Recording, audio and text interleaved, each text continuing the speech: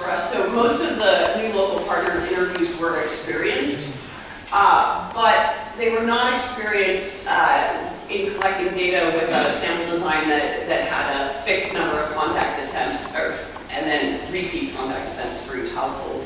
They were coming from a background of market research, which is maybe kind of quota sampling. So early in the survey, we noticed PSUs with very low incidences of contact attempt results that required revisits. Like everyone was either a completed interview or a refusal. And within the first day or two, we realized that we needed to expand our quality control protocol. So the result was that while we rejected 6% of the 1,321 completed interviews for falsification, a total of 74 interviews, we actually rejected 11% of the nearly 3,000 contact attempts, so more than 300 of those were rejected. For the purpose of this very exploratory analysis, they treated them separately, referring to them as interview and procedural falsification, respectively. And they're not additive because they have different denominators. So the first thing, and I'm just showing graphs of kind of the general dynamics. There's no real analysis here. I expected falsification rates to decrease sharply as problem interviewers were removed and as all interviewers became aware of the intensive monitoring of them. This was true, but there was one kind of unexpected finding looking at the dates. And that was that, so it's very high in the beginning, we weed it out, and it would go down almost to zero, and then it ticks up at the end. And I said that I found this surprising and unexpected, and our data manager just laughed. He said, "Oh no, that always happens. Everyone knows that." I didn't know that. He said, "No, they're in a hurry to get finished at the end, and incidents of cheating actually does tick out there right at the end, so that's a very regular finding."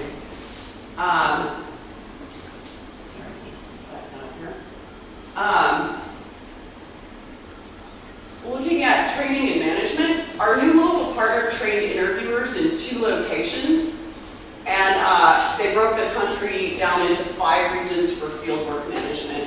I didn't really see any huge differences between the different fieldwork management areas, but training location clearly matters. I won't just save time, I won't zoom in on this very remote province of Armenia, Sunik. They do a remote training there so that those interviewers don't have to travel all the way to the capital. And it appears that that maybe there's something lacking in the training there because interview falsification rates were much higher for interviewers who had been trained in this remote region.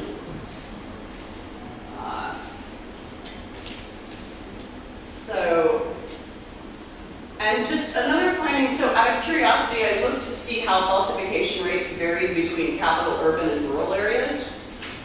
And they varied in a way that I hadn't expected. So as you can see,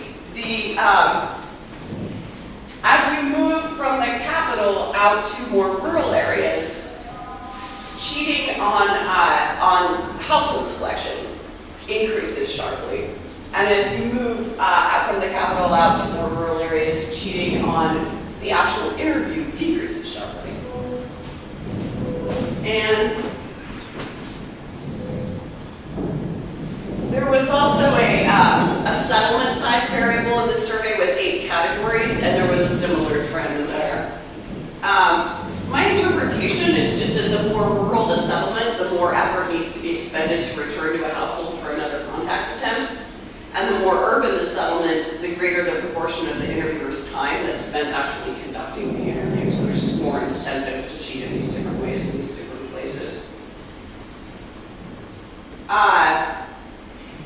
And then just looking at, I looked really quickly at intercepted interviews. So GPS data to me seems to be useful primarily for detecting falsification. Audio recordings we don't use for anything else, although we're caching them to develop voice recognition software in the future. Timestamp data, though, might be useful for learning more about interview quality. Now, these are just looking at accepted interviews. So the average on the y-axis here, it's the same y-axis on both graphs, is the average number of seconds per question during the interview. And sorry, I forgot to put a label these graphs, but the blue one here is EVS in Georgia, and the red one is this non-EVS survey in Armenia. And interestingly, although the surveys were very different in nature, and very different in length, the average amount of time as a spent per question as a function of respondent age was actually the same in both of them. And so this suggests to me that there might be, it might be worth setting, so if you plot out all the data here, there are outliers from the age categories that aren't outliers overall.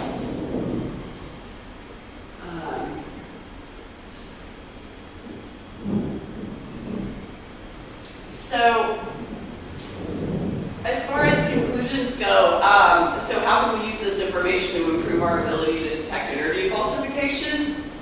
After conducting this analysis, we decided to require our local partner to conduct all trainings in the capital. That was kind of a no-brainer. Both of the contracts we've given them since then have only required single contact attempts, but before conducting another EVS type survey there, we'll work with them to develop a detailed training module on the selection protocols.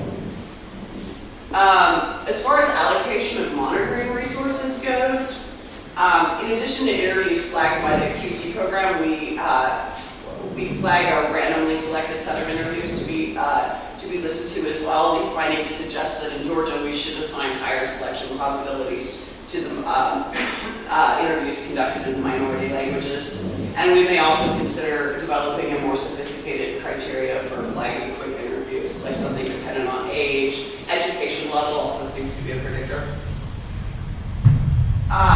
In Armenia, we can allocate more of our randomly assigned monitoring effort towards unsuccessful contact attempts, particularly household level refusals. And we can give contact attempts in rural areas higher selection probability for random monitoring. And just really quickly, how might this be relevant to EVS? I want to, thinking just for a second, stop thinking about falsification and think about survey non-response.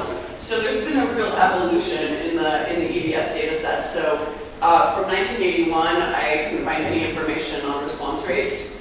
For 1990, I found response rates published for about half the countries. For 1999, I found them published for all of the participant countries.